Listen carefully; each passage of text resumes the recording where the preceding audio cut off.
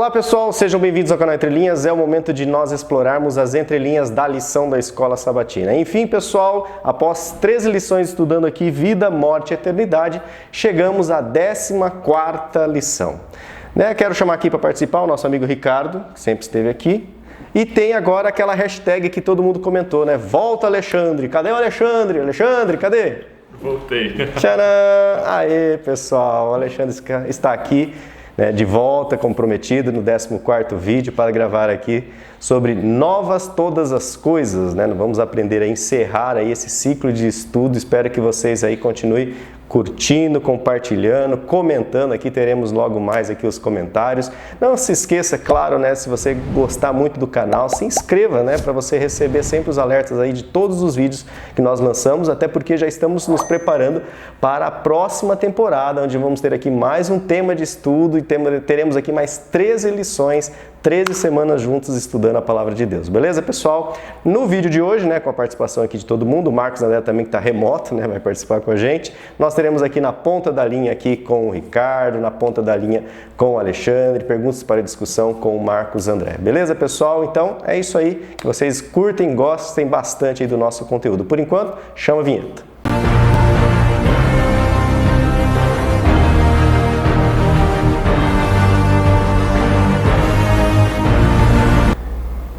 Bom pessoal, este é o momento então de nós conferirmos aqui nos comentários das entrelinhas. Nós estamos aqui em plena Olimpíadas ou Copa dos comentários e está aqui no pódio, né, Edilza Nascimento, a primeira a comentar, a Genésio Mioto, sim, ele fala que está no pódio, e a Adriana Kuhn, os três aqui.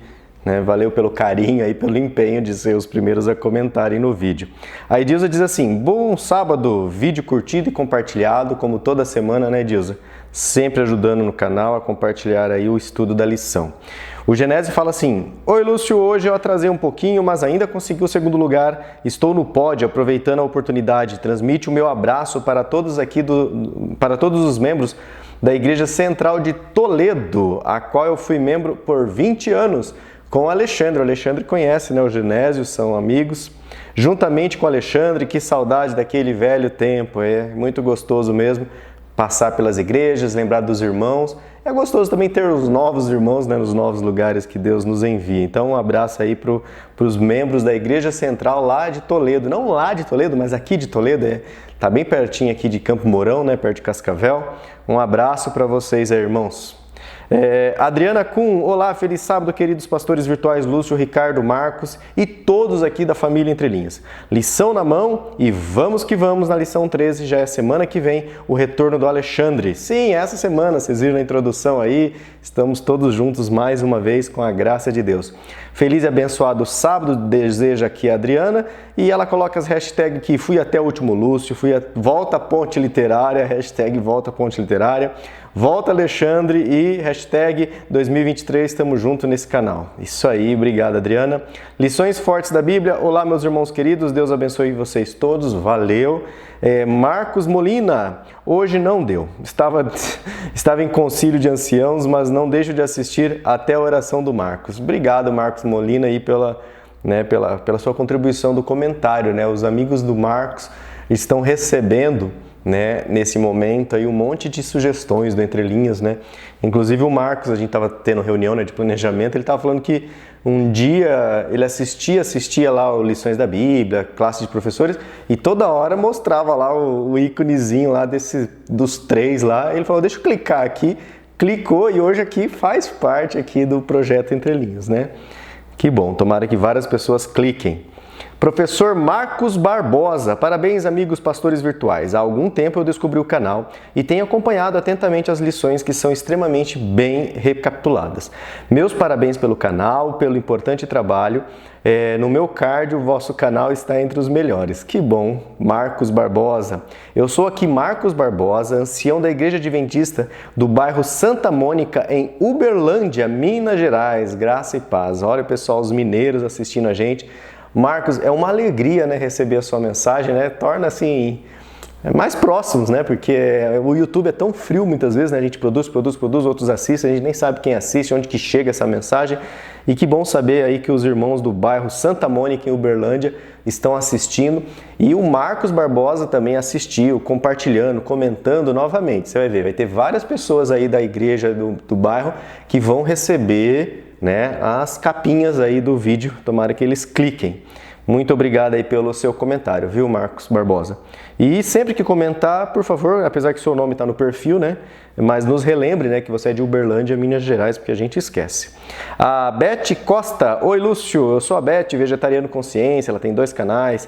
Eu tenho 2 canais, fãs de todos vocês que me ajudam muito a passar a lição aqui na IASD de 5 Maria, distrito aqui da Pedra de Guaratiba, Rio de Janeiro. Terra do Marcos André, né, que está participando aqui que eu estava falando. E a Elizabeth, né, a Beth, deixa o CCC, que é o curtido, comentado e o compartilhado, né, da lição. Muito obrigado, Beth, pelo seu carinho, né, parceiro do canal aí, né, toda semana comentando com a gente. E tomara aí que você também nos seus canais, né, o Vegetariano Consciência e o canal pessoal, né, tomara que prospere, porque, pessoal, nós cristãos precisamos estar nas redes virtuais, nas redes sociais, desculpa, e a gente está até estudando, né, lendo muito sobre essa questão do metaverso, e aí os irmãos falam que a gente vai estar, o cristão, a palavra de Deus, elas têm que estar em todos os lugares, ok, pessoal? Senão nós estaríamos até hoje desenrolando papiro, né, povo? Ou melhor, né, estaríamos só transmitindo verbalmente, oralmente a palavra, não é assim, né? Então a gente vai precisar usar aí os meios para colocar a palavra de Deus. Obrigado aí, Beth, pelo seu carinho. Valmir Júnior, estou na área, se derrubar é pênalti. Comentário missionário, somente Deus abençoe todos vocês. Obrigado, Valmir, isso mesmo. Deixe comentário sempre, né? Mesmo que é um comentário bem missionário, mas é gostoso recebê-lo e também ajuda aí a promover o canal. Nosso comentário, aquele, né? Aí esse já não é um comentário só missionário, é um comentário expositivo, reflexivo, né?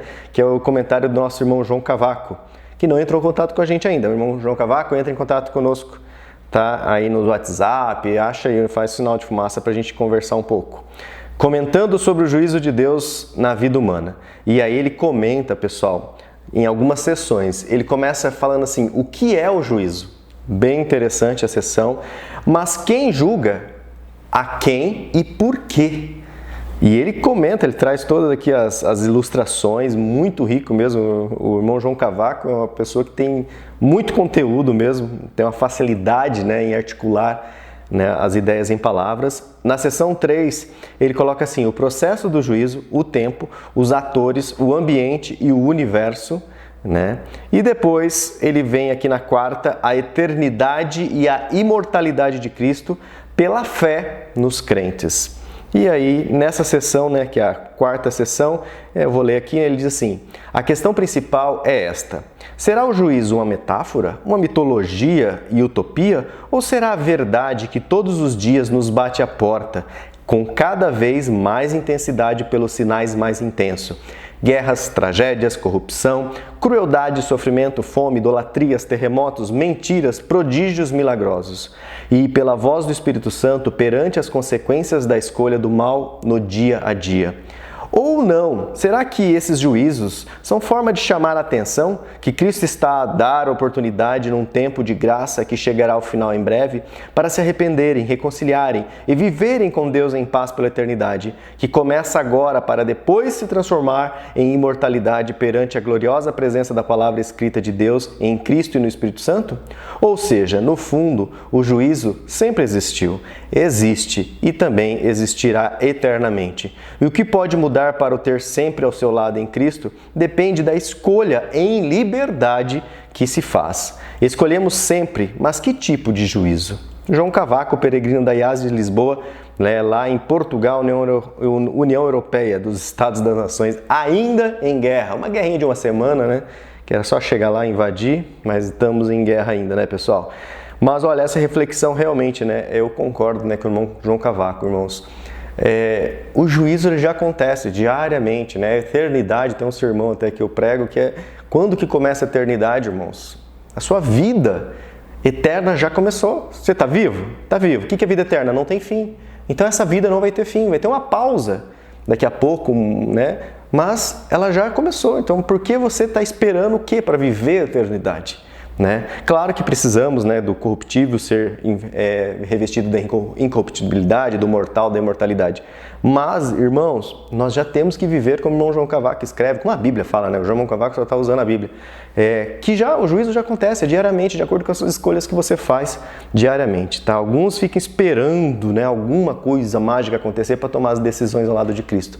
Infelizmente, para você que está esperando essas coisas, irmãos, ela não vai acontecer porque o seu coração nunca vai estar preparado para isso, certo? O preparo é dia a dia. Sandra Bitara, e último comentário. Sandra também fica aí. Sandra, acha a gente nas redes sociais, entre em contato com a gente, vamos dar uma conversada aí. A gente queria, né, quem sabe colocar aí você com alguma participação, o irmão João Cavaco, esse pessoal que tem uma facilidade de escrever. É tão gostoso, né, ler aqui vocês. Vamos tentar conversar um pouco aí, quem sabe pinta algum quadro novo, estamos orando aí para isso, né? Nós nos reunimos, como eu já disse anteriormente, para ver o formato aí de 2023, então esperamos aí, né? Quem quiser contribuir com o canal Entre Linhas, tiver algumas ideias, por favor, entre em contato aí, deixa aqui nos comentários mesmo que a gente lê, no WhatsApp lá, os administradores dos grupos, né, do WhatsApp, tá um link aqui, ó, na descrição, entre em contato, fique à vontade, pessoal, orem a Deus, é um ministério assim que não temos assim nenhum brilho, não é para nos aparecermos que estamos aqui, é simplesmente porque primeiro nos faz muito bem estudar a palavra de Deus e tentar compartilhar com vocês, né? E também, em segundo, né, é um privilégio ser usado por Deus, né, a falar da palavra dele, se envolver com essas coisas. Então, fique à vontade aí. Toda reflexão, toda sugestão sempre é bem-vinda e a gente vai orando e colocando diante de Deus e também dentro da nossa possibilidade, claro, né? E a Sandra diz assim: oi meninos e todos da família Entre Linhas, espero que todos estejam bem com a graça de Deus. Amém, Sandra. O conteúdo da lição, que para muitos é inédito, nos auxilia muito a entender ontem, hoje e amanhã na caminhada cristã. Somente tive acesso a esse conhecimento com os estudos da Bíblia com os irmãos adventistas.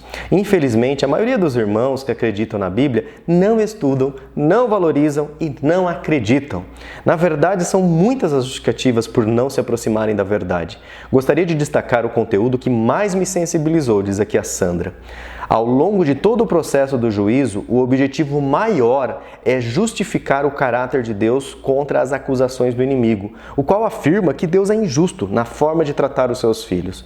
Já tivemos a oportunidade, através da técnica pedagógica, de júri popular, de estudar cada mandamento, de forma a aprofundar os possíveis benefícios e malefícios de cada um para o indivíduo e para a humanidade. É muito interessante perceber que, mesmo sem um conhecimento profundo das Escrituras, o quanto somos capazes de entender o amor de Deus com as suas criaturas e com o planeta. Hashtag fui até o último Lúcio, hashtag volta Alexandre, voltou, né, nesse 14º como prometido. Agradeço a Deus de estudar a lição com vocês e o quanto vocês são importantes para a divulgação da palavra. Deus abençoe vocês, familiares e todos do Entre Linhas. Valeu, Sandra, obrigado pelo seu carinhoso comentário. Obrigado a todos vocês que comentaram. Obrigado a você que está assistindo e não comentou também, mas está aí firme e forte. Não se esqueça de deixar o seu gostei, isso é muito importante. Ó. Nós temos 12 comentários e 64 gostei, né? Então, ou seja, eu sei que muitos marcam lá o gostei, mesmo não tendo um tempinho aí para comentar. Mas, se tiver um tempinho, por favor, comenta. Então, agora sim, vamos aí à tão esperada 14ª lição, né? Nós estamos estudando aqui sobre novas todas as coisas. E com o Alexandre, com o Ricardo, com o Marcos André. Beleza, pessoal? Então, antes, eu fiquei responsável, vamos ter aquela palavra de oração, né, com o nosso Deus, clamando a Ele que nesse momento a nossa mente, nossos pensamentos se alinhem, né, ao Eterno para que a gente possa entender cada vez mais sobre novas todas as coisas serão feitas. Então, assim como você está, curva sua fronte, feche seus olhos, se estiver dirigindo, claro, não feche seus olhos, mas em reverência, né, vamos buscar a Deus em oração nesse momento. Senhor Deus, nosso Pai, nosso Criador, obrigado, Senhor. É a última lição desse trimestre. Foram 14 vídeos sendo gravados aqui semanalmente, os irmãos comentando, e nós aqui nos entregando nas Tuas mãos para que o Senhor continue usando a cada dia, Pai. Obrigado por tantos aprendizados sobre essa vida, sobre morte, sobre eternidade.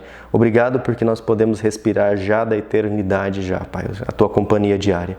Nesse momento que nós vamos continuar estudando, Pai, nós clamamos que o Teu Santo Espírito continue habitando em nós, continue nos dando a direção aqui do pensamento, do entendimento, porque sabemos que essas coisas não são tão fáceis de ser entendidas aqui pela carne, Pai. Então, somente o Teu Espírito pode realmente nos dar a verdadeira interpretação, nos dar o verdadeiro sentido, Pai, nos dar a verdadeira prática. Então, continue usando aí o Alexandre, o Ricardo, o Marcos, que tudo que nós formos refletir agora, toque nos nossos corações, mude a nossa vida a cada dia, ó Pai. É humildemente que nós lhe clamamos em nome de Jesus. Amém. Então agora sim, chega aí, Ricardo e Alexandre, os dois estão aqui, agora é com vocês. Bom, vamos lá, pessoal. Lição 14, novas todas as coisas. Antes de eu seguir aquele trâmite tradicional, pegar algumas palavras gregas e palavras hebraicas e fazer uma análise, em razão do título, vou fazer um pouquinho diferente hoje, porque tanto o que eu iria separar no título, como o que eu ia separar no verso para memorizar, como o que está no primeiro parágrafo da lição de sábado, fala da mesma coisa. Então vamos lá, o título, novas todas as coisas, o verso áureo, Apocalipse 21:5. Aquele que estava sentado no trono disse: eis que faço novas todas as coisas. E acrescentou: escreva, porque estas palavras são fiéis e verdadeiras. No primeiro parágrafo, o autor, na ponta da linha, vai destacar 2 Pedro 3,13, que diz: nós, porém, segundo a promessa de Deus, esperamos novos céus e nova terra, nos quais habita a justiça. O que eu vou separar aqui para a gente? A expressão, primeiro, a expressão grega que nós encontramos tanto no Apocalipse quanto no livro de 2 a Pedro é kainos. E tem, como sempre, uma duplicidade de possibilidades interpretativas e dentro de cada uma delas outras tantas variáveis.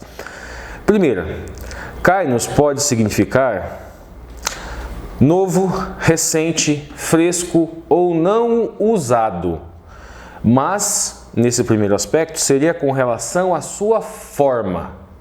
Então seria novo com relação à forma, recente, fresco, não usado com relação à sua forma. Mas também pode significar de um novo tipo, algo sem precedente, algo incomum, algo desconhecido. E esse segundo enfoque seria com relação à sua substância. Vamos sempre enfatizar aqui, a gente sempre enfatiza que esse texto, apesar de ser um texto grego, ele foi escrito por judeus que falavam o aramaico e o hebraico.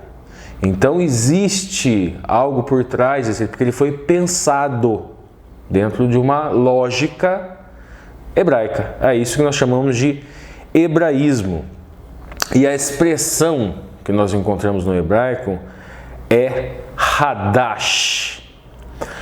Hadash seria novo ou recente. Nós falamos muito aqui, utilizamos muito o binômio hebraico, a Brit Hadashah, que significa que seria a aliança do renovo. É algo absolutamente inédito. Existe uma batalha, obviamente, dentro dessas apologéticas que querem puxar mais para o lado do novo com relação à forma, outros dizem que é do novo com relação à sua substância. Nós apresentamos aqui para vocês as duas possibilidades interpretativas e nós verificamos dentro de um contexto e de uma lógica interna. E nós vemos que nos dias de hoje, a Brit Hadashah, ela é no sentido de inédita, por quê? Porque ela veio cumprir tudo aquilo que foi prometido no passado. Então lá atrás tinha o Cordeiro e agora tem o Cristo, que é o Cordeiro de Deus que tira o pecado do mundo. E nós temos um elemento novo, que esses dois versos trazem de algo que não está no Olam Hazé, está lá no Olam Rabá, está distante. É depois da segunda vinda de Cristo, que trata de um novo céu e nova terra. Nós falamos na lição da semana passada, nós fizemos uma boa contextualizada na questão de juízo investigativo, juízo pré-advento, depois falamos do juízo judicativo, questão do milênio, e do juízo executivo. Uma rápida síntese. Juízo investigativo, estamos passando por ele, estamos nesse processo. O juízo judicativo seria o milênio no céu. Cristo volta, os salvos são levados para passar 1000 anos lá, ali mais ou menos para equiparar o nível de conhecimento com relação ao plano de salvação, com relação à divindade, a conhecer o eterno, conhecer a Deus. Depois do milênio, os salvos voltam, Satanás é liberto, porque ele estava sozinho aqui na terra durante todo esse milênio, e os ímpios ressuscitam, que nós vemos no Apocalipse Gog e Magog, ali aquela alegoria do Gog e Magog. Ele incita esses Gog e Magog a atacar essa nova Jerusalém com todos os salvos.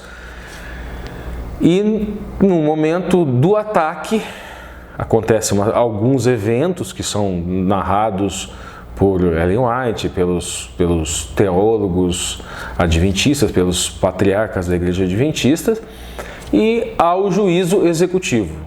O fogo do céu, Armagedon, consome eles e apenas Nova Jerusalém permanece. E nesse sentido também teria, um sentido mais escatológico, né? Teríamos novo céu e nova terra. E aí o plano de salvação ele se cumpre plenamente. Alexandre, quer falar alguma coisa? Não, tá tranquilo, pode seguir. Então vamos lá. No segundo parágrafo, o autor da lição vai destacar aqui pra gente Apocalipse. Para alguns, no entanto, a promessa que é encontrada lá em Apocalipse 21 fala aqui, um novo céu e uma nova terra. Parece uma fantasia. Histórias contadas por pessoas em posições de poder que usaram a esperança de uma vida após a morte para ajudar a manter multidões sob controle. Pode parecer uma fantasia dessas pessoas, só que nós não podemos negar que isso aconteceu. Isso efetivamente aconteceu. Se utiliza o nome de Deus, sempre na história da humanidade se utilizou o nome de Deus para justificar ações humanas.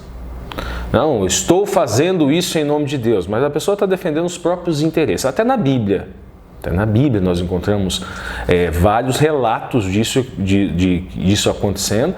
Ao longo da história, Alexandre, que é historiador, pode até trazer exemplos aqui para a gente, e estamos vendo nos dias de hoje. Isso está acontecendo, isso acontece no nosso cenário político, isso acontece muitas vezes, isso acontece até nas nossas igrejas mesmo. Nas nossas igrejas, as pessoas se utilizando da palavra para justificar ações dele. Não apenas no meio cristão ainda, né? Se você for para o meio judeu, se você for para o meio muçulmano, o que tem de gente matando em nome de Deus. Em nome de Alá. Se for até para o meio hindu, então o uso político da religião, ele não é uma exclusividade do cristianismo. Sim. Mas vamos combinar que o cristianismo desceu bem baixo nesse aspecto. Isso. E toda vez que parece que a gente fala isso no canal, parece que a gente está falando mal de alguém da família. Algumas pessoas sempre... Tacou pedra na mãe, né? Isso, como se a gente estivesse tacando pedra na mãe. Não, gente, porque essas pessoas que fazem isso, essas pessoas, aproveitando a alegoria que o Alexandre usou, não é nossa mãe, não.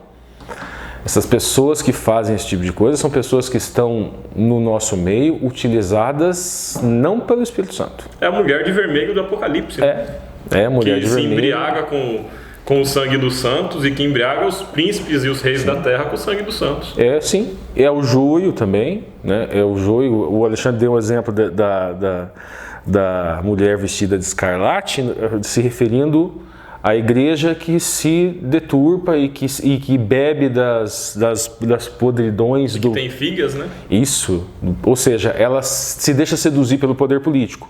Mas até mesmo dentro do nosso meio tem outra alegoria, que é a questão do joio, que a gente não sabe quem é e não compete a nós ficar apontando quem é. Não compete a nenhum ser humano dizer que aquele ali, sabe o fulano? Aquilo que o pessoal da entrelinha estava falando, de joio, eu acho que é o fulano. Não compete. Até porque apontar o irmão é coisa de joio, né?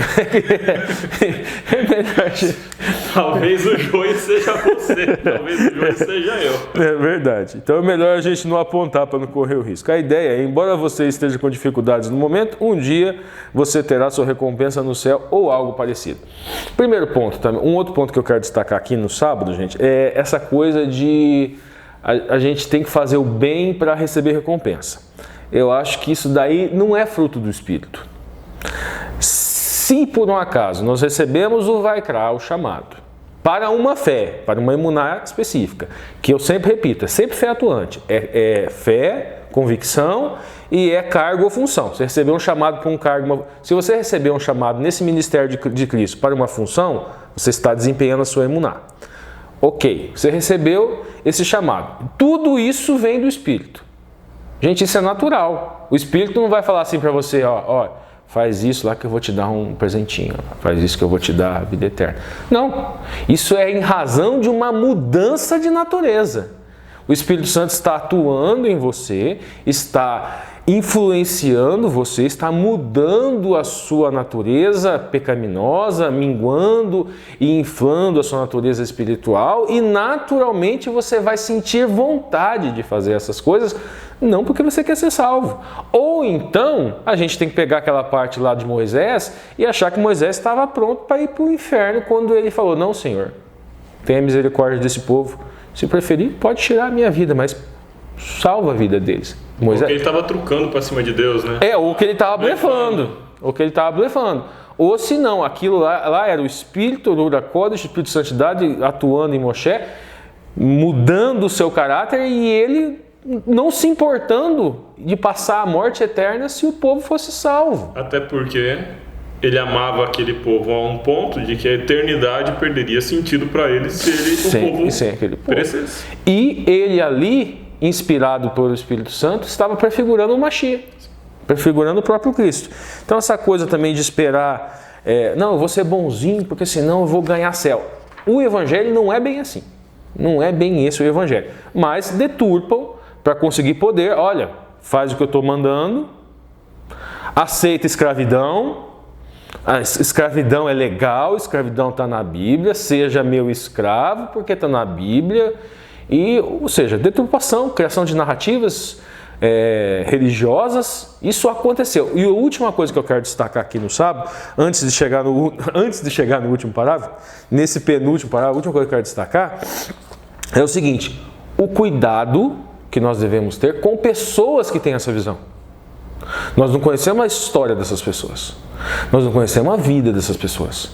Nós não sabemos o que essas pessoas passaram, os traumas que elas tiveram, para nós achar, não, está perdido. Porque a pessoa pensa que isso é fantasia. Você muitas vezes cresceu na igreja, teve um pai e uma mãe que estava lá ensinando você o certo e errado, mostrando, contando historinha da Bíblia, pegando fita cassete ou CD, dependendo da sua idade, de historinha bíblica de Noé, de Abraão, de não sei o que lá para você, e você construiu lá a sua personalidade de uma maneira. Não é todo mundo que tem esse tipo de desenvolvimento. Cada um se desenvolve de uma maneira diferente. Eu tive uma péssima experiência esse tempo. Tem um amigo meu que eu já falei, que ele é ateu, Tortola, eu coloquei no grupo do... Claro que eu coloquei no pior grupo possível, né? Colocou no RP. Família Entre Linhas RP. Ele saiu pior do que entrou. Porque o que ele viu lá dos crentes brigando por política, ele saiu, tentei colocar ele de volta uma vez, foi pior, e desisti. Então, vamos tomar muito cuidado, gente. Nós temos que levar o Evangelho de uma forma racional, inteligente, equilibrada, de uma forma principalmente amorosa, humilde. Exatamente. Vamos para o último ponto, então. O último ponto que o autor fala está lá em 2 Pedro 3 e versículo 7, que fala com relação, nos últimos dias, escarnecedores ridicularizarão nossa bendita esperança. Segundo Pedro 3,7, de fato, isso pode acontecer do outro lado, como isso pode sair muitas vezes da gente também, como eu já adverti, mas pode acontecer. Pode ter do outro lado o espírito ruim, que não é espírito de santidade, tentar te lançar naquilo que é chamado em sociologia de a espiral do silêncio. Como funciona essa espiral do silêncio? Em grupo de WhatsApp, principalmente agora nesse momento político, a espiral do silêncio é a coisa mais comum. O que é isso? Uma manada que pensa de uma única maneira, e qualquer narrativa diferente da narrativa deles, eles falam que a pessoa é burra, que a pessoa não é cristão de verdade, que a pessoa não enxerga a realidade, que a pessoa é um falso cristão, quando está se referindo ao cristão, quando essa ferramenta é útil para machucar a pessoa, eles falam que é falso cristão. Se não for cristão, fala que é ignorante, fala que é imoral. Como é que pode pensar dessa maneira? Ou mais ou menos assim, quem fez tal coisa, quem tem o pensamento com o viés X, não pode ser um cristão. Se você tem o viés tal, você é um falso cristão. Ou se você tem um viés tal, você é louco. Tem um livro não sei aonde que diz que quem tem o viés, a cosmovisão tal, ele deveria já ser ateu de uma vez. Olha só, gente, empurrando essas pessoas que estão no nosso meio, carentes muitas vezes de identificação, empurrando para o ateísmo. Não, é melhor que vá embora de uma vez. Nós não queremos essa pessoa no nosso meio. Gente, isso é obra de Satanás. E muitas vezes no ímpeto de você se sentir moralmente superior, intelectualmente superior, nós entramos nessa onda e trabalhamos e desempenhamos uma função que não é do Espírito. Tem nada a ver com emuná. Tem a ver com ser utilizado pelo inimigo mesmo das almas. E aqui eu encerro a lição de sábado. E agora nós vamos para a lição de domingo. A lição de domingo fala em novos céus e nova terra. A expressão hebraica que nós temos para céu é Shamayim. Shamayim significa céu, céus, no plural também, firmamento, espaço, ar, e pode significar também Deus. Essa última assim é um pouco difícil da gente, que haverá um novo Deus.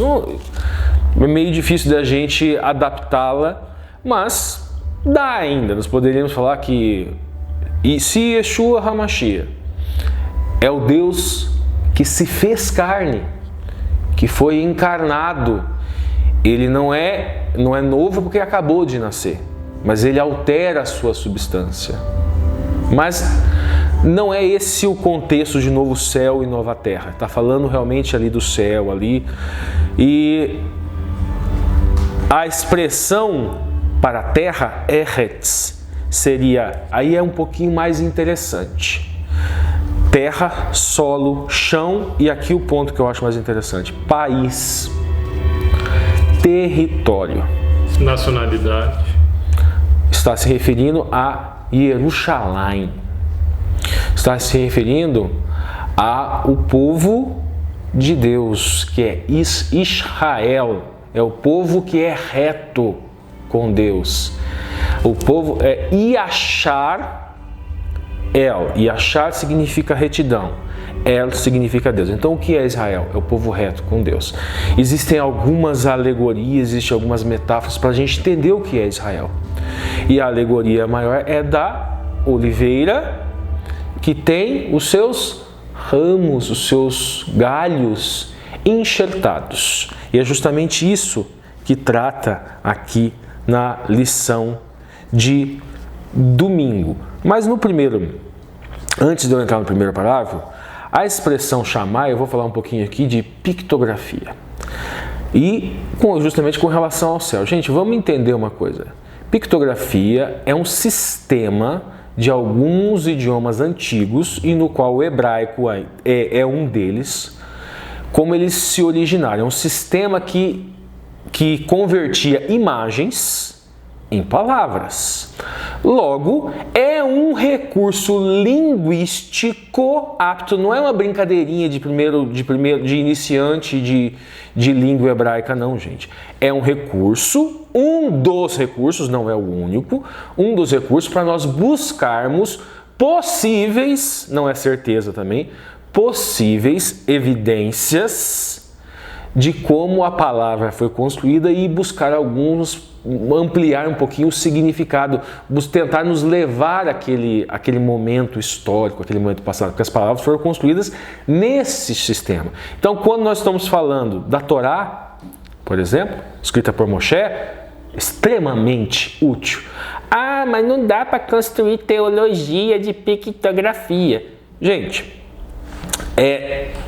não dá também para construir teologia de pseudociência. E tem muita gente que constrói teologia de pseudociência e critica quem se utiliza dessa ferramenta para procurar elementos, evidências. Repito, é um recurso linguístico. Quando nós falamos de teologia, principalmente aqui no canal, a gente sempre fala, nós não precisamos de ciência. A narrativa científica, ela possui uma metodologia completamente distinta e contrária à nossa. Totalmente distinta. Porque ela pressupõe falseamento. Ou seja, nunca uma hipótese científica ela pode ser aceitada de forma absoluta. Ela sempre tem que estar em movimento e sendo falseada pelos seus pares e se modificando ao longo do tempo. É completamente diferente o método científico. Agora, existem algumas ferramentas científicas, que nós podemos utilizar para entender Deus, ou seja, para fazer teologia, as ferramentas e não o método em si. Então, quando nós utilizamos algumas ferramentas de linguagem, de linguística para entender o texto, não tem problema nenhum. E nós fazemos a ressalva, estamos utilizando a ferramenta, mas o principal da teologia não primeiro, vamos nos afastar totalmente do método científico, porque ele é totalmente estranho a nós. Pode fazer. A gente precisa entender de onde vem a Igreja Adventista historicamente. Sim. Antes de você falar, deixa eu terminar, porque eu já estava no fim também, daí você fala. O nosso discurso, gente, a base da teologia é a fé e não a dúvida. Pode falar agora. A Igreja Adventista nasce como um movimento herdeiro do movimento millerita. Como que Guilherme Miller trabalhava na interpretação da Bíblia? Guilherme Miller trabalhava muito em função do pensamento cartesiano. Simplicidade. Não apenas. E do método científico da época. Tá. Esse que é o negócio. Simplicidade, estabilidade e objetividade. O que o Guilherme Miller faz quando ele procura estudar o texto sagrado? Isso não é uma crítica ao Guilherme Miller. Guilherme Miller é um ser humano, foi um ser humano que nasceu no seu tempo histórico, que dialogou com a sua verdade presente e com os conhecimentos que lhe estavam disponíveis no seu tempo histórico. Amo Guilherme Miller de paixão. Sim, ele estava com o seu horizonte limitado ao seu momento histórico. Assim como nós temos o nosso seu horizonte de divisão. E daqui a tempo, as pessoas daqui a um tempo terão os seus horizontes históricos equivalentes. A questão é a seguinte: a forma como a Igreja Adventista começou a fazer teologia era procurando, na disciplina de um estudo sistemático, palavras com correspondentes específicos na linguagem profética. Sim, mais na língua inglesa. Isso. E aí a gente começou lá: igreja, mulher; dia, ano; semana, 7 anos; besta, poder político; chifre, rei. E a gente fez muito disso. Talvez a crítica à pictografia enquanto um sistema de desenvolvimento teológico, ela não esteja na pictografia em si, mas na forma como o crítico constrói a sua racionalidade e a sua aproximação com a construção de um pensamento teológico, que espera encontrar referências de exatidão, à semelhança do que Guilherme Miller fez quando estudou o livro de Daniel. Sim, como... a semelhança do que Uriah Smith fez quando estudou depois o livro de Daniel e Apocalipse. Então, para essa pessoa que vai fazer uma crítica superficial à pictografia e ao sistema pictográfico, ela está procurando uma palavra com correspondente preciso que vai servir para todas as vezes que essa palavra for usada e que sirva como um mapa das relações. Isso. E, nesse sentido, de fato, a pictografia não serve para construir teologia. Aliás, praticamente nada serviria para construir teologia. Nesse sentido, nada. Porque é uma forma de pensar que está totalmente ligada à lógica do pensamento cartesiano, da revolução científica, do iluminismo, de um tempo histórico específico, que fica fazendo cálculo de gráfico para dia a ano, que tem o seu lugar, que tem a sua importância, que tem a sua validade. Gente, quem tiver dúvida sobre minha interpretação profética, leia a nossa lição, assista os vídeos da nossa lição sobre Apocalipse e Daniel. Vocês vão ver que nós somos extremamente conservadores nesse aspecto. Mas a questão é que teologia não se resume a isso. O saber sobre o divino e o saber sobre a religião e o saber é um saber fenomenológico, é um saber experiencial, é um saber multifacetado. E nesse aspecto, o pensamento que utiliza da pictografia para se aproximar e para conseguir novos insights, ele serve sim para construir teologia. Não é a teologia do princípio de ano. É uma teologia de uma sensibilidade, é uma teologia que tenta acessar o sentido disso para um povo agropastoril do começo do primeiro milênio antes de Cristo. É uma outra teologia. Então, nem tanto ao céu, nem tanto à terra. Isso aí. No primeiro parágrafo, gente, nós temos lá falando de filosofia grega, né? E a questão da ideia, o autor da lição, para alguns seguidores da filosofia grega, a ideia de que algo físico significa que é uma coisa ruim. Ou seja, vem lá de Platão,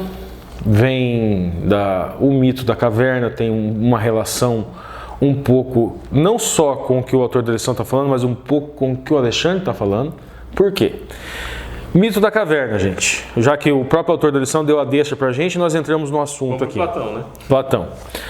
O mito da caverna, ele parte de um pressuposto, de uma forma de pensar o mundo, como se num mundo sobrenatural, abstrato, os conceitos flutuassem. Ali existem as coisas. Isso, as coisas reais, elas estão ali. Os conceitos reais estão ali. E o que eu vejo nesse mundo, Ricardo? E os iluminados, né? Os iluminados, eles têm a capacidade, o dom, pegar esses conceitos metafísicos, isso é um pensamento metafísico. Porque transcende a física, né? Exatamente. Está além da física. Está além, né? Não é no nosso mundo, não é aqui, é num mundo que transcende. Pega esses conceitos e converte esses conceitos e daí tenta adaptar a realidade ao conceito, porque na verdade o conceito é superior à realidade concreta. Isso é pensamento metafísico. Agora, peraí, Ricardo, traz isso para a teologia, traz isso para a religiosidade para ficar mais simples para o povo entender. Bom, é justamente o que a gente estava falando aqui agora há pouco. Em razão desse pensamento metafísico, muitas pessoas se dizem iluminados, se dizem que saíram da caverna. Isso, saí da caverna. Eu saí da caverna. O que vocês veem são as imagens das coisas. O que eu vi era a coisa. Eu vi as coisas verdadeiras. E diferente da alegoria do Platão, que ele voltaram e foram assassinados, não, essas pessoas controlam as outras pessoas. É o pensamento da gnosis também, lá do primeiro século depois de Cristo. E hoje, de uma forma mais sutil, gente, acontece no nosso meio. Tem pessoas que se utilizam de narrativa religiosa para conseguir fazer com que você vote no candidato X ou que você vote no candidato Y. E essas mesmas pessoas não percebem que numa igreja pouco importa o seu viés político, se você votou em X ou se você votou em Y, todas essas pessoas precisam ser abraçadas e não ridicularizadas. E é isso que infelizmente acontece. Tem pastores, youtubers cristãos que ficam fazendo com que certos irmãos nossos, que podem ter votado, tem uma visão política diferente da nossa, se sintam estranhos no nosso meio, não se sintam acolhidos. Nós já recebemos aqui no canal pessoas dizendo, nossa, eu já até falei, o se identificou com o Alexandre, e essa pessoa falou, nossa, eu estava quase saindo da igreja, porque eu não me sentia, não vi identidade nessa igreja. A igreja, gente, é composto por pessoas que têm uma esperança comum de um novo céu e de uma nova terra que não será trazida a nós por ente político algum. Nenhum ente político. É o próprio Messias que vai trazer. Vai trazer, ele virá, nos levará para esse novo céu e para essa nova terra. Acho Pode falar. Faltou a gente relacionar, né, o platonismo com a ideia do novo céu e nova terra. Sim. Como é esse céu?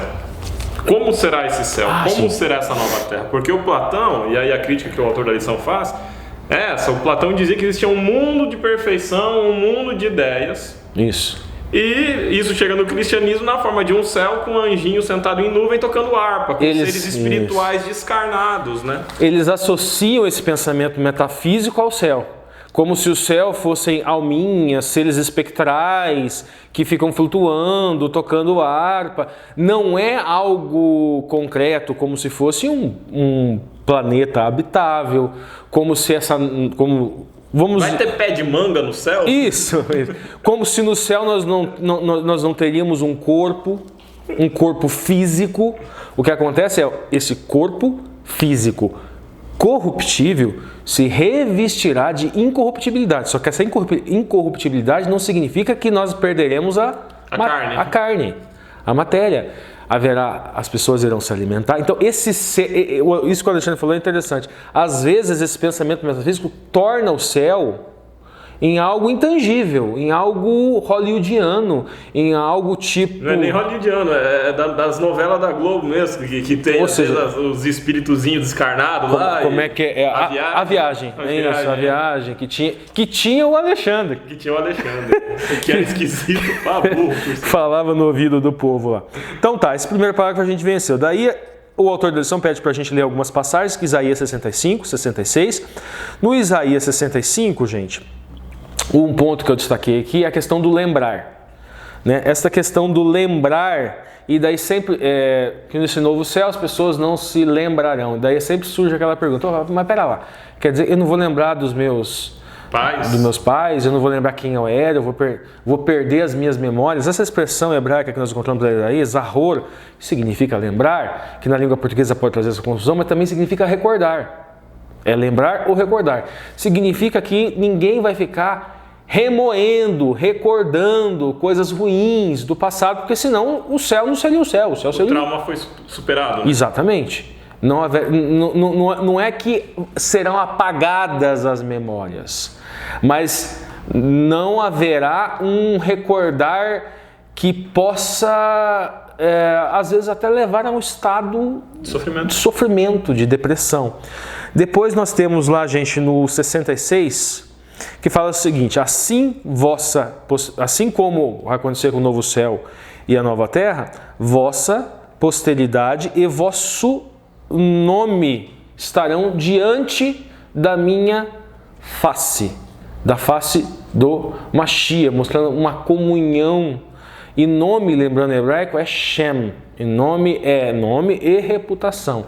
Então este face a face é para a posteridade, para o nome, para a reputação daqueles que foram eleitos dos salvos. Uma outra coisa também que nós destacamos aqui, que está lá em 2 Pedro 3:13, que nesse novo céu habitará justiça.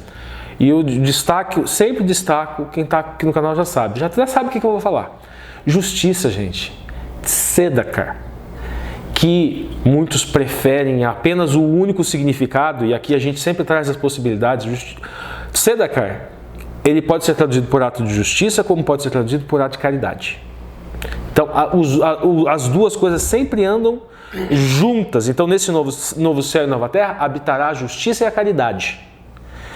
Depois, nós vemos, eu separei aqui também para vocês, essa questão, a palavra grega que nós encontramos lá em Pedro é dikaiosine, que significa virtude, pureza, justiça e integridade. O autor da lição pede para a gente dar uma comparada naquilo que nós vimos, nós já falamos aqui no Isaías 65, com Deuteronômio 28, que vai tratar justamente que o Senhor exaltará aqueles que guardam o seu mandamento. E aí pode novamente enveredar para uma narrativa extremamente perigosa, uma narrativa de justificação pelas obras. E como que eu posso entender que não é isso, sem eu precisar ficar, nesse ponto da Bíblia fala aqui, mas lá no outro fala outra coisa. Como se a Bíblia, um texto contradissesse o outro. Nesse texto, a expressão, nesse mesmo texto, aqui dentro desse texto, a expressão hebraica é mitzvah. Tá? Foi traduzida por mandamento. Na nossa língua, na língua portuguesa, na língua inglesa, carrega uma conotação muito legalista. Mas no original, lá naquela época, os indícios dos estudos linguísticos apontam que não carregava. Tanto é que essa discussão lá atrás, ela praticamente não existia. No judaísmo, depois de um certo tempo, apareceram as escolas. E daí começou a surgir também essa batalha entre a escola Hillel e a escola Shammai. A escola Hillel, que enfatizava muito mais o lado da caridade, e a escola Shammai, que enfatizava muito o lado da justiça, do legalismo. Então, isso surgiu também depois de um certo tempo dentro do judaísmo. E eram duas escolas de fariseus, né? Sim. Tanto uma quanto a outra eram fariseus. Sim, exatamente. Só que lá atrás o povo estava muito mais preocupado com o que eles iam comer, com o que eles iam beber, e perdiam muito menos tempo com esse tipo de coisa. Isso é coisa de gente que tem muito tempo para ficar procurando pelo em ovo.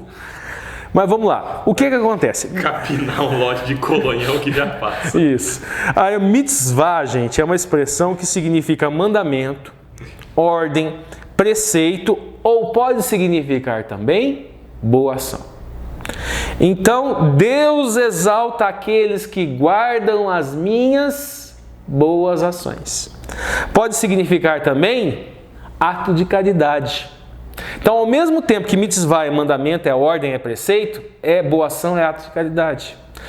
As duas coisas andam juntos. Eu não posso dizer, só porque eu quero enfatizar a questão da Hillel, vamos dizer assim, a questão da justificação pela fé, mitzvah quer dizer boa ação. Pronto, acabou. Não, mas mitzvah também quer dizer ordem ou preceito. Quer dizer as duas coisas. De alguma forma, o pensamento deles funcionava diferente do nosso. A ordem é uma ordem do quê? É uma ordem para quê?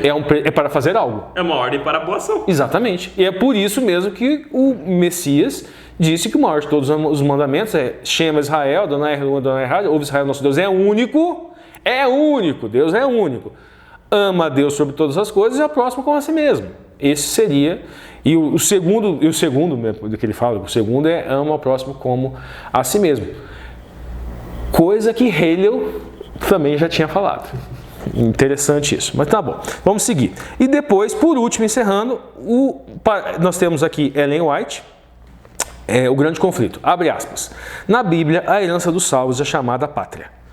Está lá em Hebreus. Ali, o pastor celestial conduz seu rebanho às fontes da água viva. A árvore da vida produz seu fruto de mês em mês, e as folhas da árvore são para a saúde das nações. Existem rios sempre a fluir, claros como cristal, e ao longo deles, árvores agitando-se suavemente, projetando sua sombra sobre os caminhos preparados para os resgatados do Senhor. Ali, extensas planícies se expandem na direção de lindas colinas, e as montanhas de Deus erguem seus majestosos cumes. Nessas planícies pacíficas, ao lado daquela corrente cristalina, o povo de Deus, durante tanto tempo, peregrino e errante, encontrará um lar. Esse texto nos traz características materiais que nos ajudam, inclusive, a nos afastar daquele pensamento metafísico que constrói um céu meio abstrato, meio com conceitos flutuantes. Responde a grande questão ontológica que eu tinha trazido, né? Exatamente. No céu vai ter manga. Vai ter manga. E vai ter pé de manga. Isso, e eu prefiro melancia. Avançamos para a segunda? Foi, acabou. Vamos para a segunda-feira então, pessoal. Vamos, então. Corta, Lúcio! E como você viu, o microfone magicamente se transferiu do Ricardo para mim e agora a gente pode continuar. Metafisicamente. Mas antes de ir para a segunda-feira, eu quero voltar para a lição de domingo e trazer algo aqui que eu fiquei pensando em casa. Será que a gente quer um novo céu e uma nova terra? Será que eu quero um novo céu e uma nova terra? Será que você que está em casa quer um novo céu e uma nova terra?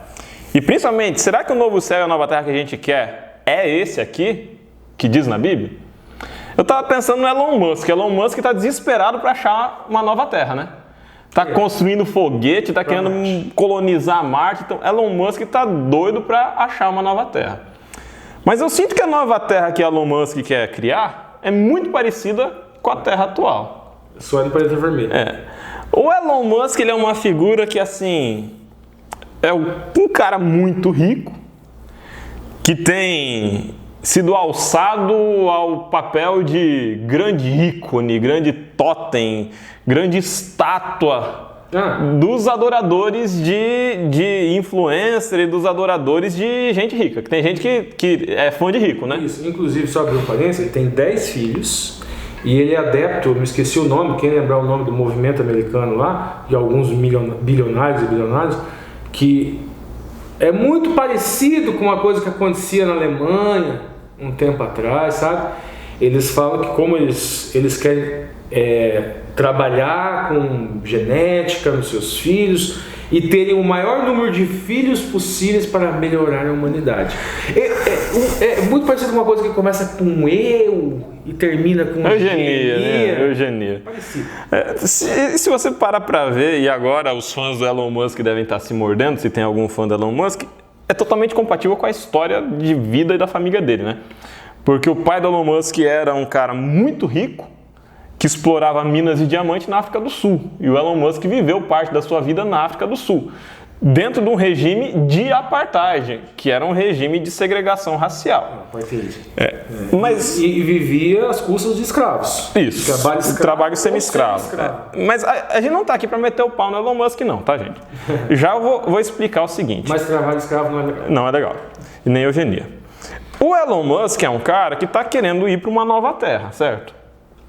Só que a nova terra do Elon Musk é uma nova terra em que o Elon Musk não vai ter que lavar a própria roupa.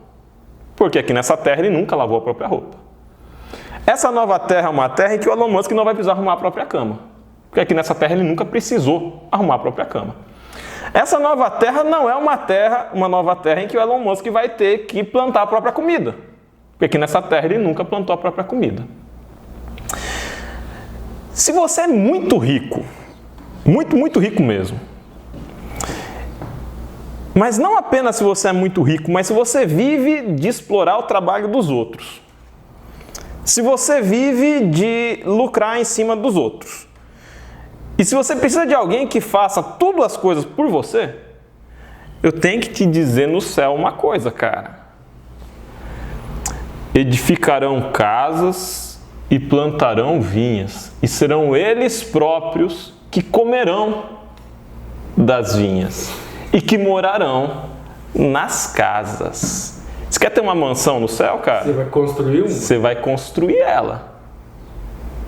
Ninguém vai construir para você. Sabe aquele pé de manga que vai ter na minha casa no céu? Você vai ter que plantar. Eu vou plantar ele, cara. No céu você vai plantar a própria comida.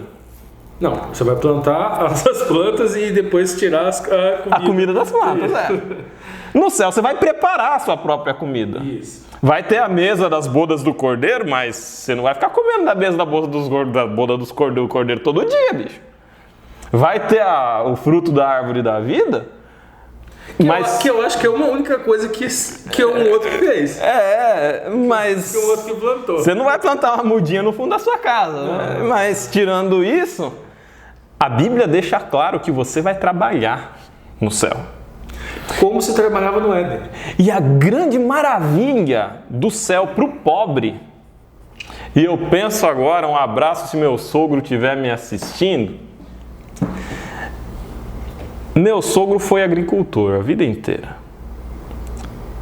E ele nunca trabalhou na própria terra. Durante parte da sua trajetória participou do movimento dos trabalhadores sem terra.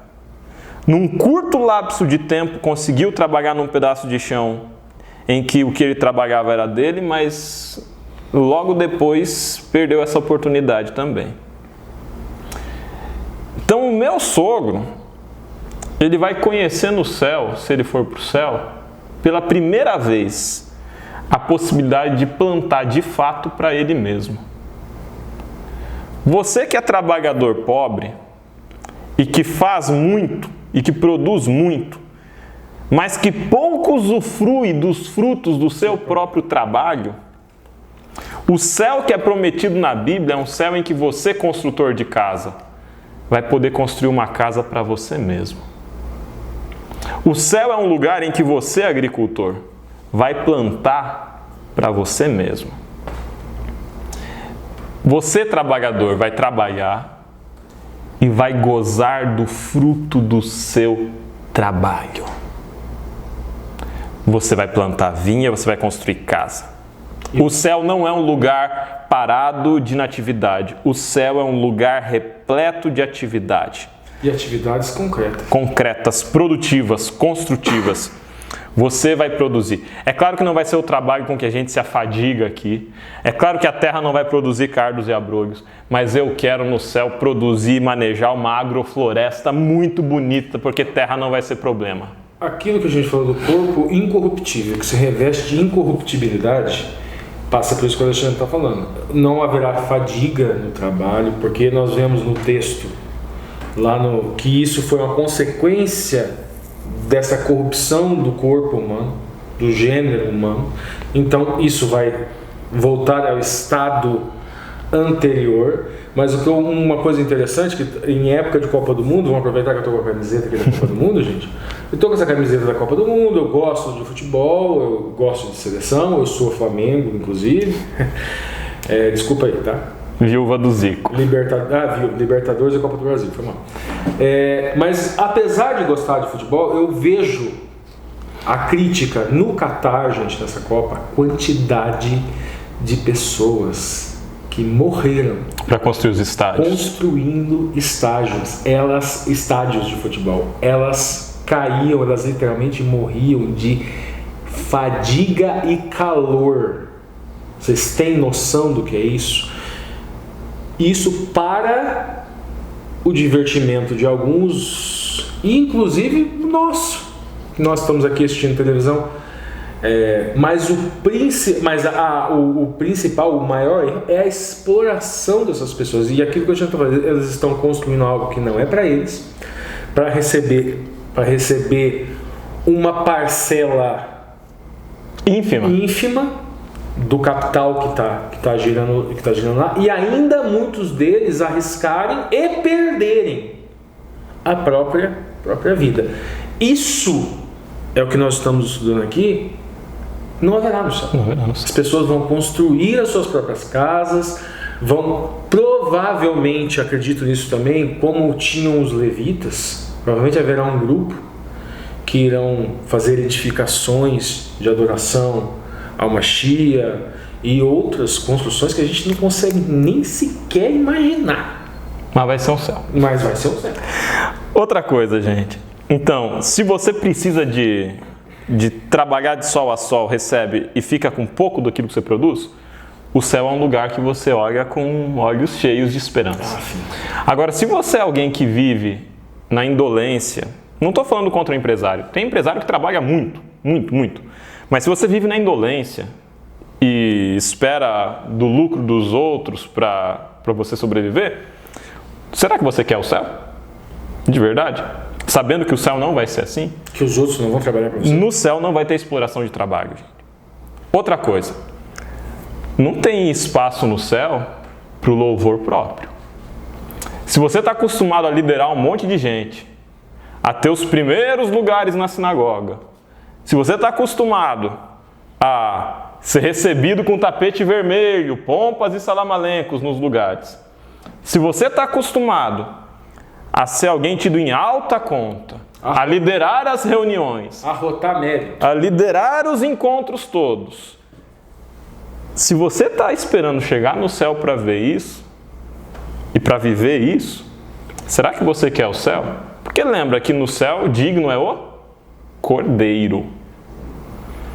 Os sobreviventes, a grande multidão de santos, eles clamam: digno e santo, santo é o Cordeiro.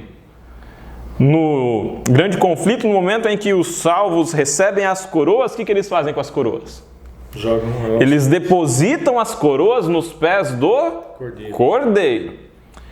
E aí tem um monte de gente que fica tentando construir uma visão do céu em que eu vou ter uma coroa com mais estrela que a do Ricardo.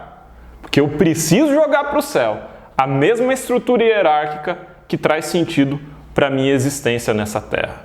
Existe hierarquia entre os anjos. A gente sabe disso. Existe hierarquia no céu.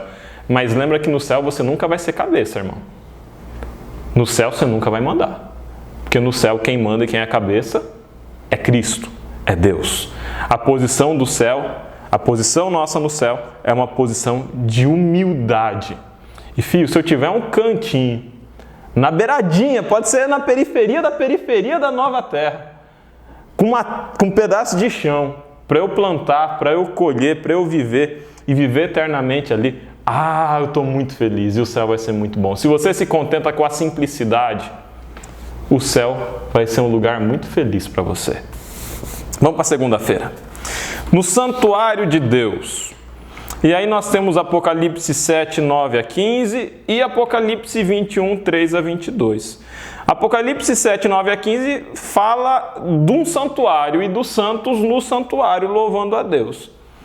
Mas ao mesmo tempo, em Apocalipse 21 vai falar que Deus habitará com eles e que não vi santuário. Então, pera lá, vai ter santuário, não vai ter santuário no céu? Gente, me lembra muito um texto do Humberto Eco, o O Nome da Rosa. E aí tem uma cena nesse texto em que se reúne todo um auditório de autoridades eclesiásticas, toda a escolástica está lá, e eles sentam e um padre abre a reunião falando o seguinte: nós vamos discutir agora a grande questão que tem atormentado a Santa Mãe Igreja há tantos anos. Jesus tinha ou não tinha uma carteira? Gente, qual que é a importância de eu saber se vai ter santuário, se não vai ter santuário, como vai ser o santuário, se vai ter um sacerdote balangando um incensário saindo fumacinha no céu? De verdade, qual que é a importância de fato da gente se fazer essa pergunta? Quando eu li a lição de segunda-feira, eu pensei assim, poxa vida, dava da gente falar de tanta outra coisa, como por exemplo, Apocalipse 21 dizendo que Deus habitará com eles. Quer dizer que Deus estará no nosso meio, tabernaculará, né? Deus vai tabernacular. É a mesma expressão usada quando lá no deserto Deus conversa com Moisés e fala o seguinte: faça um santuário para eu habitar, faça um tabernáculo para eu habitar, faça uma tenda. O povo morava em tenda, então Deus morava numa tenda. É o Mishkan HaKodesh. Para que eu possa morar no meio de vocês. E o que significava Deus morar no meio? Significava que o maná cairia. Deus morar no meio significava que a coluna de fogo guiaria e aqueceria a noite no frio do deserto, que a nuvem guiaria de dia e traria sombra durante o dia. Quer dizer que Deus protegeria, que Deus cuidaria, que Deus acompanharia constantemente. Se vai ser numa construção, se não vai ser numa construção, qual que é a altura da parede? Se vai ter sacerdote balançando incensário, se não vai ter sacerdote balançando incensário, desculpa, irmão, mas isso não importa nem um pouco. O que importa é que Deus vai estar habitando no meio de nós. Deus habitando no meio de nós não é apenas uma presença corpórea de Cristo. Deus habitando no meio de nós quer dizer que entre eu e o Ricardo vai ter harmonia, porque Deus estará no meio de nós. Quer dizer que entre eu e a natureza vai ter harmonia, porque Deus estará no meio de nós. Quer dizer que o leão e o cordeiro vão pastar juntos, porque Deus habitará no meio de nós. O que torna o céu céu é o fato de que Deus habita no meio de nós. E aonde Deus habita é o tabernáculo. O próprio céu é o templo de Deus. A própria nova terra se torna uma extensão do templo de Deus, porque é a habitação do Altíssimo. E o lugar que Deus habita é um lugar transformado e transformador. O que torna o paraíso, o que torna o céu, não é o leão não brigar com a cordeiro, não é a gente viver eternamente, não é a terra não produzir espinho, não é eu poder ficar com o fruto do meu trabalho. Tudo isso é consequência da presença santificadora, transformadora e doadora de vida de Deus. O santuário de Deus é o lugar da nossa habitação, porque Deus vai habitar no meio de nós. Ah, Alexandre, quer dizer então que nem dizia os arautos lá no hino, o céu é aqui, e aí teve um bafafá, teve uma briga quando lançaram essa música, porque estava falando contra o santuário. Não, gente, existe o santuário no céu existe, tá? Cristo oficia no santuário celestial. O céu é aqui quando me ponho a rezar. Quando me ponho a orar, quando eu estou na companhia de Deus. Mas a questão não é essa. O que eu estou falando é o seguinte: a gente não sabe como vai ser o santuário de fato. A Bíblia descreve as fundações da nova cidade. A gente não sabe exatamente como vai ser.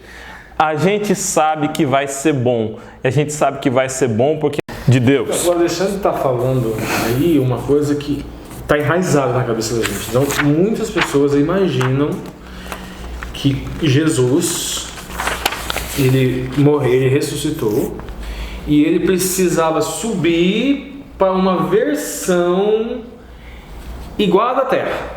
Não é a da Terra que foi... A gente sabe que Ellen White viu em visão, tá? Isso. Não é... Antes que coloquem a referência no texto, a gente conhece o texto. Mas o que acontece? A impressão narrativa deles é que a versão do céu ela tem que ser imagem da Terra, e não o oposto, e não o inverso. E outra coisa, se por um acaso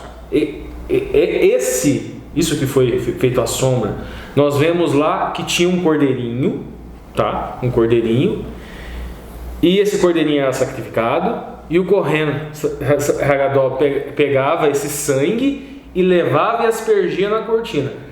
Vocês acham que Cristo pegou algum sangue dele próprio, furou aqui? Tá com o Santo Graal lá no céu, tá aspergindo, né? Isso, e picou o próprio sangue e tá jogando o sangue dele na cortina e tá chacoalhando.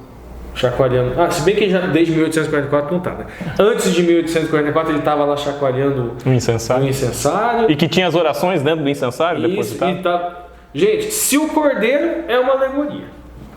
Se o cordeiro é uma alegoria, é uma sombra, é uma lembrança, e nós vemos a diferença do cordeiro. Cristo não é balir, né? Ele não balia, gente. E o pátio sacrificial, segundo essa lógica, o pátio sacrificial do santuário celestial seria o Calvário. Sim, o altar seria a cruz.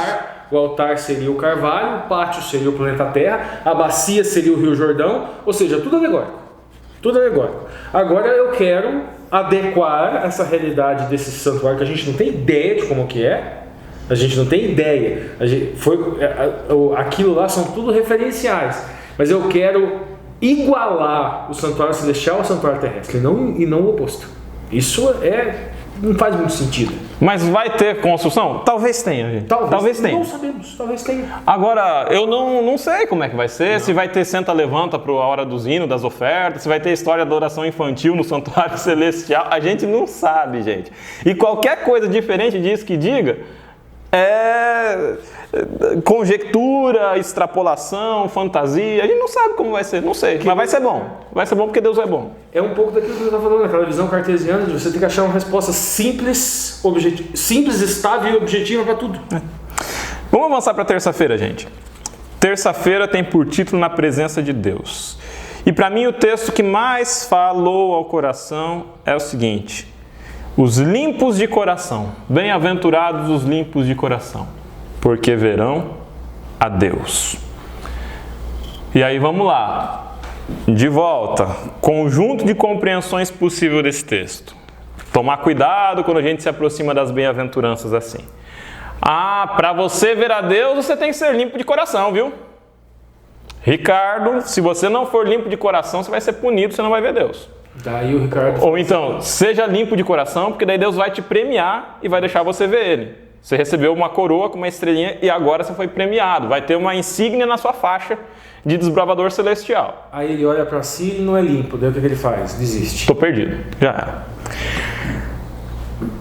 Vamos entender aqui que ser limpo de coração te habilita. Porque a capacidade de ver, ou o ato de enxergar e ver o que se enxerga, depende do observador, tanto quanto do ente observado. Sabe por que o limpo de coração vê a Deus? Porque o limpo de coração olha para o mendigo na rua e vê a imagem do Cristo. O limpo de coração vê a Deus no lugar em que nós não vemos a Deus. O limpo de coração olha para a pessoa que está desgraçada nessa terra e vê a Deus. O limpo de coração olha para a imagem de Cristo no irmão e vê a Deus. O limpo de coração olha para si e para a própria necessidade desesperada de salvação que ele tem e ele vê a Deus num ato salvífico diário que lhe torna apto para receber a santidade. Você quer ver a Deus? Seja limpo de coração. Você vai ver Deus sem precisar entrar num paraíso vindouro. Você vai ver Deus hoje já. E todo mundo que for no céu vai ser limpo de coração. E todo mundo que for no céu vai ver a Deus. Mas vai ver a Deus como? E aí a gente volta antes de entrar nisso. Vai lá, Ricardo. O Alexandre falou uma parte muito interessante ali. O limpo de coração olha a viúva e vê a Deus. O limpo de coração olha o nu, o faminto, o preso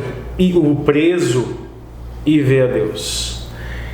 Não só vê a Deus, como ele pratica de sedacar, alimenta a viúva, veste aquele que está nu, dá alimento para o faminto, visita aquele que está preso, porque ele vê a Deus. E no dia do juízo, e no dia do julgamento, Deus, Jesus, vai olhar para ele e vai enxergá-lo como limpo de coração. E aí ele vai descobrir que enquanto ele via Deus, ele era visto por Deus também. Isso. Percebem o processo? O processo dialético de salvação, vamos dizer assim? E aí eu posso voltar para o texto e me perguntar assim: mas eu vou ver Deus fisicamente? Qual que é a constituição física de Deus? Eu vou ver Deus o Pai ou eu vou ver Jesus? Eu vou ver a pessoa do Espírito Santo? Gente, calma. Mesma questão em relação ao santuário a gente traz para cá. Jesus é uma manifestação corpórea, encarnada, física de Deus. A palavra do Senhor diz: quem vê a mim, vê o Pai. Como pedem-me, mostra-nos o Pai. Então quer dizer, se você vê Jesus no céu, você viu a Deus. Agora, se você quer ir para o céu esperando encontrar um homem de barba branca, sentado num trono, com a pele da cor de jaspe, que é vermelha por sinal. Se você quer encontrar isso no céu, talvez você encontre. E talvez tenha de fato um trono com um homem de barba branca, com o sol e com o arco-íris debaixo dos pés. E seja Deus. Essa imagem mental não está parecendo muito com o céu. Talvez, não, calma lá, talvez tenha. Sim, eu nunca fui, entendeu? Eu não tenho como saber. Agora uma coisa eu te garanto. Tá parecendo um Hellboy isso aí. Mas uma coisa eu te garanto. Vai ser bom, porque Deus é bom. Ele vai habitar no meio de nós. De alguma forma ele vai habitar. E a gente vai ver ele. De alguma forma a gente vai ver. E Cristo Jesus é Deus. Tá bom? Agora, se a gente vai ver a Trindade sentada em 3 tronos, não sei, sou ignorante demais para saber, sou imperfeito demais para saber, nunca fui para o santuário celestial. Nunca tive uma visão para isso. Nunca tive uma visão. E é complicadérrimo isso, porque Pedro teve visões, João teve visões, Ellen White teve visões, um monte de gente teve visão. E todas as visões, eu digo uma coisa, funcionavam de forma alegórica. Então, calma lá. Quando João vê a Santa Cidade descendo, não quer dizer que a Santa Cidade tenha os tijolos daquela composição. E aí a gente começa a medir, né? Porque tem medição. Ah, mas se a cidade tiver esse tamanho, ela vai ter tantos quilômetros, blá, blá, blá. Gente, isso é tentar impor um pensamento cartesiano, é um pensamento do iluminismo para entender a Bíblia. Calma lá. Tem que fazer conta para saber quantos salvos cabem lá dentro. Quantos salvos cabem? Calma, gente, vai ter lugar para todo mundo. Calma, não vamos limitar o poder de Deus. E você assiste o nosso vídeo lá do Porreiro que a gente falou disso, tá, gente? A gente falou essa questão desses números e nós explicamos. Não vamos continuar, não fica muito grande. Já está grande, já. Mas calma, então. Vai ser bom, a gente vai plantar, vai ter as coisas de verdade, a gente vai viver bem, vai ter paz e harmonia entre todo mundo, Deus vai habitar no nosso meio, a gente vai habitar junto com Deus e eu quero estar lá. E eu espero que você esteja também. Essa é a nossa esperança, mas para estar lá, não se esqueça, o limpo de coração verá a Deus. Limpo de coração, 1 Pedro 1:22 fala de purificar a alma pela obediência à verdade. Implica em obediência, sim. Obediência para quê? Tem uma vírgula lá em 1 Pedro 1:22 e logo em seguida diz assim, portanto amai-vos uns aos outros. A obediência à verdade que nos purifica, a obediência à verdade que nos torna limpos de coração, ela envolve o amor uns pelos outros. Quero deixar aqui meu abraço para todo mundo, foi uma satisfação voltar para o canal Entre Linhas, eu estava precisando de umas férias para descansar, para me recompor, porque esses anos de trabalho eles cobram um preço da gente com relação ao nosso cansaço. Mas para 2023 estou retornando, tá bom? Então, meu abraço para todo mundo e vocês vão continuar a partir daqui com Marcos André. Tchau, tchau, gente, e abraço para você, Marcos. Olá, você que acompanha o canal Entre Linhas. Agora vamos dar continuidade ao estudo da lição. Você começou aí com o Ricardo, já demos as boas-vindas de volta ao Alexandre e agora vamos para a parte de quarta-feira. O título é Não mais morte, não mais lágrimas. Esse título é uma referência a Apocalipse 21, verso 4. O texto diz que nós não vamos ter mais que lidar com a morte, nem com luto, nem com lágrimas e nem com nenhum tipo de dor. Ou seja, é o fim de todos os males que nos afligem, é o ponto final em todo mal que pode nos atingir de alguma forma. Em outras palavras, nós fazemos uma referência a Gênesis capítulo 1, verso 31, que diz que tudo era muito bom. Se não há mais maldade, se não há nenhum tipo de mal, então tudo é muito bom. É uma restauração do plano original de Deus. Quando Deus criou todas as coisas, Ele fez tudo muito bom. E agora nós temos aí um retorno a esse ambiente, né? Não havia nenhum tipo de maldade quando Deus criou o mundo e não haverá quando o plano da salvação, o plano da redenção for concluído. E o autor chama atenção aqui, né, logo no início da lição, para o contraste desse verso com a ideia de que haverá um inferno de fogo ardente queimando pessoas por toda a eternidade. Não poderíamos afirmar que não há mais dor, não há mais pranto, não há mais sofrimento, se existisse realmente esse inferno queimando eternamente. Pessoas, né, filhos de Deus, criaturas de Deus, estariam nesse ambiente queimando. E o autor aqui nos pede para ler não só o verso, né, Apocalipse 21, verso 4, mas as outras referências, como 25, verso 8 de Isaías, que faz referência a esse mesmo ambiente, um ambiente onde não há mais sofrimento. O autor então diz que a vida ela pode ser muito dura, né? Nós podemos passar aí por luto, nós podemos passar por decepções aí no campo emocional, né? E traições, tudo isso nos causa dor, nos causa sofrimento, né? Então, há momentos em que podemos até nos perguntar se a vida realmente vale a pena. No entanto, Deus está sempre ansioso para enxugar as lágrimas. Porém, nós devemos nos lembrar que essa promessa, a promessa de que não haverá mais choro, não haverá mais pranto, não haverá mais dor, ela só é feita no contexto do final do milênio, quando Deus restaura todas as coisas, destrói os ímpios, né, e restaura todas as coisas. Então, o fim da tristeza, o fim do pranto, ele está relacionado também com o fim do pecado, com a destruição total do pecado e da maldade, né? Então ele diz aqui que nós podemos confiar no juízo final, quando Deus tratará cada ser humano com justiça, né? Todos que morreram em Cristo serão ressuscitados para viver eternamente com Cristo, como foi o desejo deles.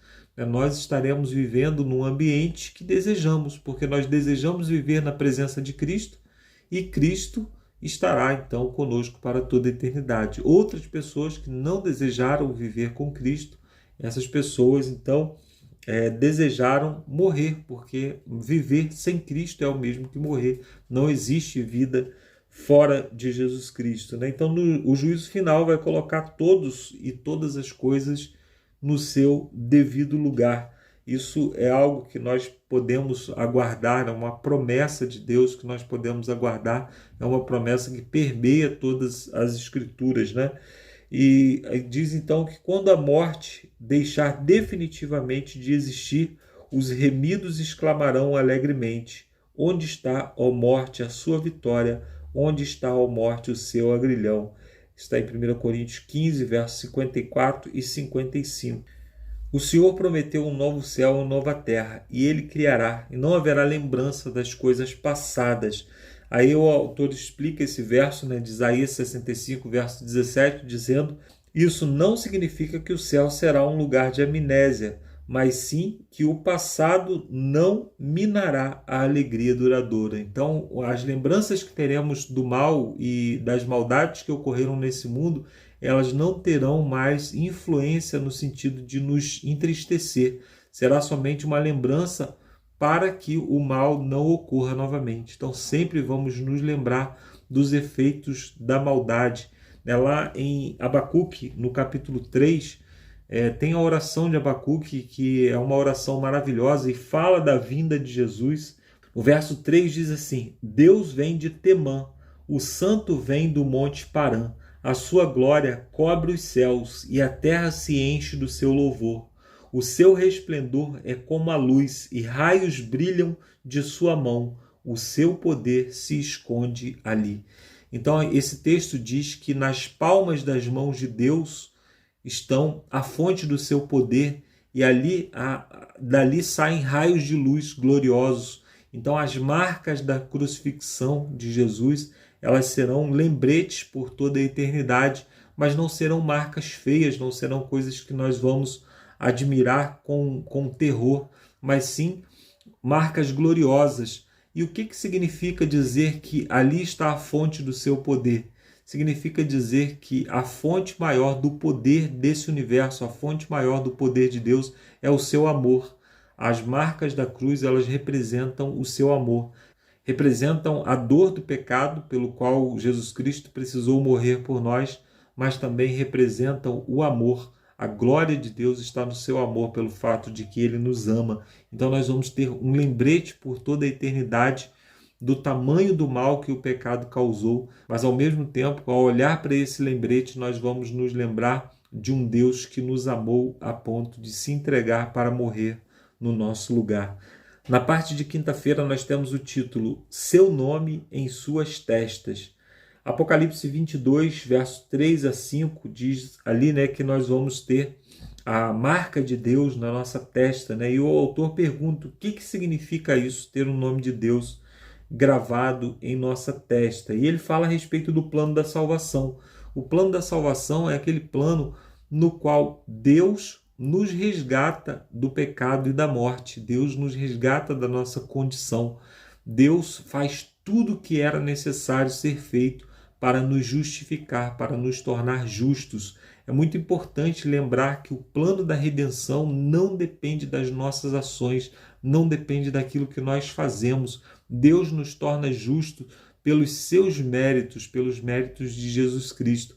E isso é importante para que não fique nenhuma ponta desamarrada. O fato de que Deus é quem faz, de que Deus é quem executa tudo, significa que não há falha, não há como o plano dar errado, Embora o plano da salvação tenha existido mesmo antes da fundação do mundo, como nós vemos na palavra de Deus, ele foi apresentado lá no Éden pela primeira vez e se concretizou em Jesus, se concretizou na morte de Jesus. Ao longo da história ele vem sendo tipificado nos sacrifícios e nos ritos do santuário, mas é em Jesus que realmente ele se concretiza. E no centro do plano da salvação está a promessa de vida eterna, a promessa de que viveremos eternamente com Cristo.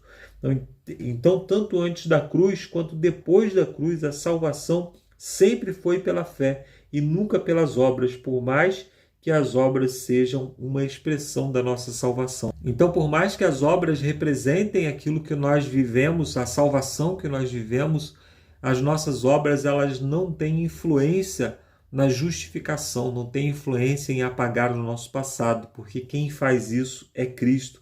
Ou seja, viver o plano da salvação é viver em plena dependência de Deus, é viver dependendo plenamente daquilo que Deus faz por nós, daquilo que Deus é capaz de fazer por nós. O que significa viver com as marcas de Cristo gravadas nas nossas mãos e na nossa testa?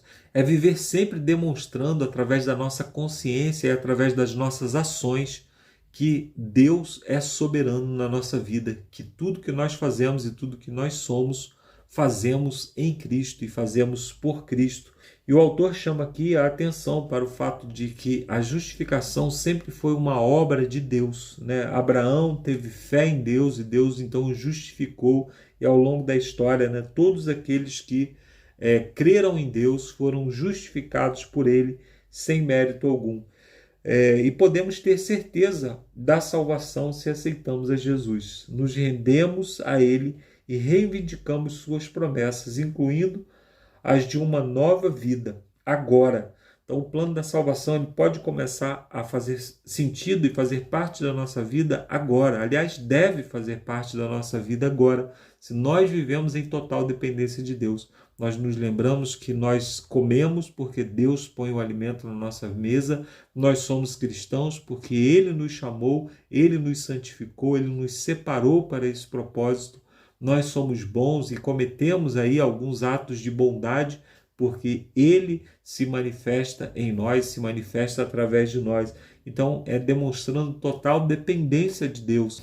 O plano da salvação é o plano que abre as portas do céu para aqueles que se reconhecem indignos do céu, se reconhecem indignos de penetrar os portais da eternidade.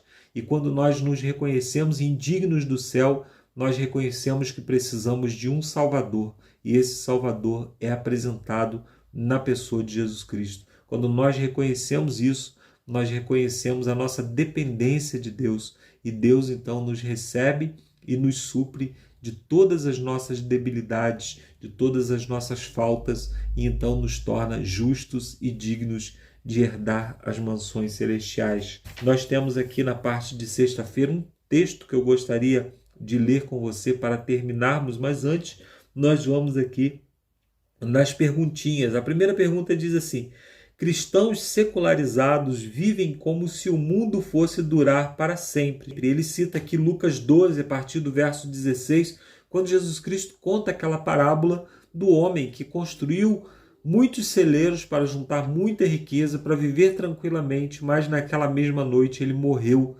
E aí o que restou da sua riqueza? Nada, porque ele não havia acumulado para a eternidade, ele acumulou apenas para essa vida. E nós corremos o risco de fazer isso também. Então, como equilibrar nossos ideais terrenos com nossas prioridades celestiais? Como nos protegermos contra o que Jesus nos advertiu em Lucas, no capítulo 12? É interessante lembrar que a Bíblia, em momento nenhum, nos diz que nós não devemos dar atenção às coisas seculares, às nossas necessidades seculares, ou seja, a necessidade de um trabalho, de uma faculdade, a necessidade de ter uma boa fonte de renda para que possamos sustentar a nossa família, sustentar as nossas necessidades. O problema é quando isso cresce de tal forma na nossa vida que não sobra mais tempo, não sobra mais atenção para as coisas celestiais. E nós podemos harmonizar isso antes de escolher um trabalho, antes de escolher uma profissão, antes de escolher uma faculdade. Nós podemos pensar como que isso pode ser usado para a pregação do Evangelho, como que eu vou utilizar a minha profissão, a minha faculdade, o meu conhecimento para que eu possa levar o Evangelho, como que as minhas rendas podem contribuir para que o Evangelho avance. Então, se nós pensamos dessa maneira, nós vamos estar sempre com um equilíbrio, nós vamos estar vivendo nesse mundo, nos preparando para esse mundo, mas investindo no mundo vindouro, investindo no que é eterno e não somente naquilo que é passageiro, né?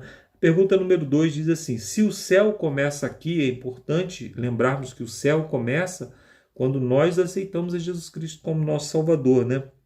O que devemos fazer para transformar nosso lar, nossa vida pessoal, em pequenas expressões dos princípios celestiais? Então, quando nós não conhecíamos Jesus, nós vivíamos para nós mesmos, nós não nos importávamos com a opinião das pessoas, não nos importávamos sobre o que elas estavam pensando a nosso respeito. Agora nós vivemos como testemunhas de Cristo, nós vivemos como embaixadores de Cristo. Então nós precisamos viver sob as regras celestiais, nós precisamos viver sob as leis do céu para que isso possa testemunhar para as pessoas que estão ao nosso redor. Então a nossa vida não nos pertence mais, a nossa vida, ela agora deve ser regrada pelas regras de Cristo. É isso que significa ser cristão, é ser testemunha de Cristo por onde nós passarmos. Então todas as nossas atitudes, né, desde a maneira como eu trato a minha família, elas devem refletir isso. Desde a maneira como eu trato a minha família, a maneira como eu trato meus colegas de trabalho, a maneira como eu me porto na minha faculdade, tudo isso deve refletir aquilo que Cristo espera de mim. A pergunta número 3 diz assim: qual é a lógica por trás do pessimismo dos que não acreditam na vida eterna? Como explicar a suposta felicidade dos que não expressam a esperança futura? Pode parecer que as pessoas que não têm a mesma fé que nós temos e que não vivem sob as mesmas regras que nós vivemos, sob as regras celestiais, pode parecer que eles são mais felizes porque os seus momentos de felicidade eles são de muita euforia, são momentos que precisam ser muito extremos para que tragam felicidade. No entanto, essa felicidade, ela logo se encontra com a dura realidade, com a realidade de que tudo é passageiro, com a realidade de que existe o luto, existe o pranto, existe a dor. E se não há uma esperança futura, aí sim há uma decepção. O autor pergunta aqui, né, qual é a lógica por trás do pessimismo? Esse é o pessimismo, é você viver uma vida intensa e mesmo assim não conseguir viver momentos intensos de felicidade, porque a felicidade aqui nesse mundo ela é sempre permeada por algum tipo de tristeza, por algum tipo de angústia, enquanto que aqueles que têm esperança na vida futura, eles vivem crendo que a esperança que eles têm hoje é uma esperança que vai se concretizar e a alegria que eles têm hoje é uma alegria que vai durar por toda a eternidade. Aqui, o texto do grande conflito, que está na parte de sexta-feira, diz assim: o grande conflito terminou, pecado e pecadores não mais existem, o universo inteiro está purificado, uma única pulsação de harmonia e felicidade vibra por toda a vasta criação. Daquele que tudo criou emanam vida, luz e alegria, por todos os domínios do espaço infinito, desde o minúsculo átomo até o maior dos mundos, todas as coisas animadas e inanimadas, em sua serena beleza e perfeição, declaram que Deus é amor. Então a plenitude da nossa felicidade vai se concretizar em serena beleza e harmonia, em serena beleza e perfeição por toda a eternidade. Se você hoje está passando por algum momento de angústia, olhe para a eternidade, olhe para onde tudo se concretiza, olhe para a esperança que Jesus Cristo colocou no nosso coração quando voltou para as mansões celestiais. Eu espero que essa esperança ainda esteja ardendo no seu coração, mas se de alguma forma as angústias desse mundo apagaram a sua esperança, olhe novamente para o Salvador e peça a Ele para fazer essa chama renascer no seu coração, para que você novamente encontre a paz, encontre a serenidade, encontre o desejo da eternidade em Cristo Jesus. Vamos orar para terminar o estudo dessa lição?